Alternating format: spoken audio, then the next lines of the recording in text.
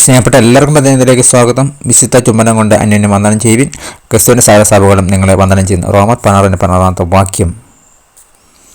അപ്പോസ്തലൻ തൻ്റെ മിഷണറി യാത്രയിൽ കണ്ടെത്തിയ ആളുകളുടെ കൂട്ടായ്മയിൽ ആശ്രയിക്കുന്നു. പൗലോസ് തൻ്റെ ലേഖനം അവസാനിപ്പിക്കുമ്പോൾ വന്ദനം ചെയ്യുന്ന ആളുകളെ പട്ടിക ശ്രദ്ധിച്ചോ. എൻ്റെ ചാർച്ചക്കാരൻ സഹബദ്ധന്മാരായ അന്ത്രോനിക്കോസിനും യൂനിയാവിനും വന്ദനം ചൊല്ലുവിൻ. കർത്താവിൻ എനിക്ക് പ്രിയങ്കരനായ അപ്പിയാത്തോസിനും വന്ദനം ചൊല്ലുവിൻ. ഇങ്ങനെ 25ലധികം പേരുകൾ അദ്ദേഹം പറയുന്നുണ്ട്. തിരുവഴുത്ത് മറ്റെവിടെയും പരാമർശിക്കപ്പെടുന്നില്ല. എന്നാൽ പൗലോസ് അവർക്ക് വേണ്ടപ്പെട്ടവരായിരുന്നു. നിങ്ങളുടെ സമൂഹം ആരൊക്കെയുള്ളതാണ്? നിങ്ങൾക്ക് ആരോപിക്കാൻ ഏറ്റവും ഉചിതമായ സ്ഥലം നിങ്ങളുടെ സഭയാണ്. ജീവിതം ഇരുണ്ടതായ ആരെങ്കിലും അവിടെയുണ്ടോ? ദൈവം നയിക്കുന്നതനുസരിച്ച് നിങ്ങൾ അവരെ യേശുവിലേക്ക് നയിക്കുന്ന വെളിച്ചമായി മാറാം.